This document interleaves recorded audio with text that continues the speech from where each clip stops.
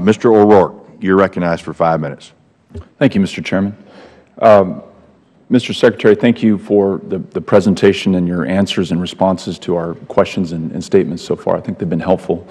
I wanted to add to a comment you made about the VA and veterans being dependent on other federal departments and agencies that may or may not be funded in a piecemeal, mini continuing resolution approach. I want to note that there are nearly 600,000 veterans who work for the federal government, and that constitutes nearly 30% of the entire federal workforce. So these men and women who've served our country, who are being furloughed or who are working without a clear idea of when they're being paid, are being hurt regardless of what we're able to do when it comes to funding the VA and the different agencies and departments within the VA. That's especially important to me as a representative for El Paso, Texas, where we have the 5th highest concentration of federal employees of any community in the country. 43,000 people that I represent work for the federal government.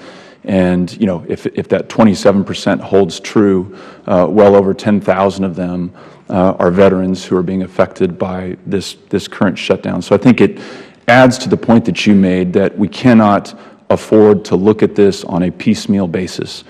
And when I look at the options to get out of this, I want to, in the spirit of cooperation, join my colleagues in urging the Senate and our federal government to move forward on advanced funding for military construction and Veterans Affairs. I think that's critical.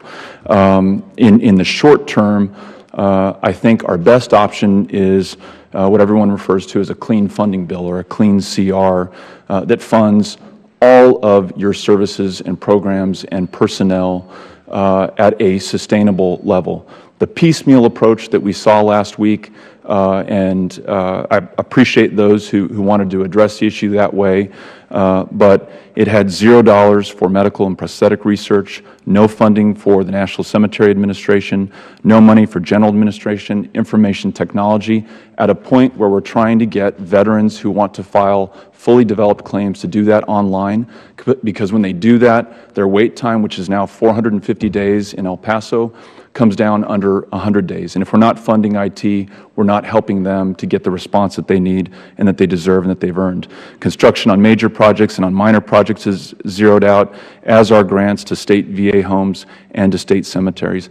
That's why I support a clean funding bill, no strings attached. Let's fund the entire federal government, perhaps on a short-term basis where we can work out some larger deal. That, to me, is the quickest, cleanest way to help everyone involved, especially our veterans. And I think that's why presidents and leaders of national veteran service organizations have come out against a piecemeal approach. They want to see us tackle this comprehensively, and I know that's what you are trying to do, and I think that's what ultimately all of us want to do.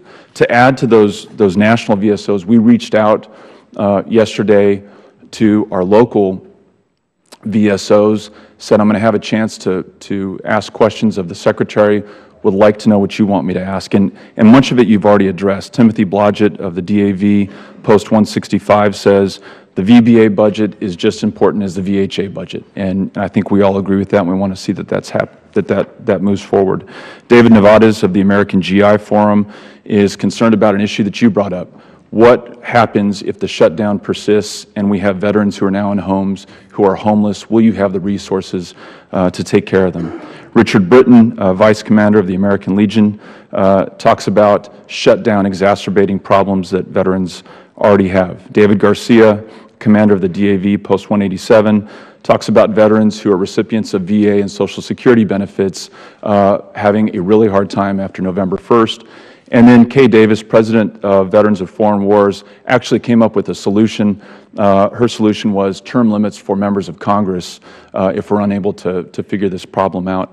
But the frustration and the questions really are not with you. They are with us, and with the need to respond to this in a way that will get the government up and running, functioning again for all departments because veterans work in all of them, for all veterans services because veterans are impacted by all of them, and again, from my perspective, the quickest, cleanest way to do this, and we could have the government up and running tonight, is to vote for a clean funding bill. So, Mr. Secretary, again, thank you for your presence today, for answering our questions and commenting on our statements. My time is up, so I'll yield back to the Chairman, but thank you.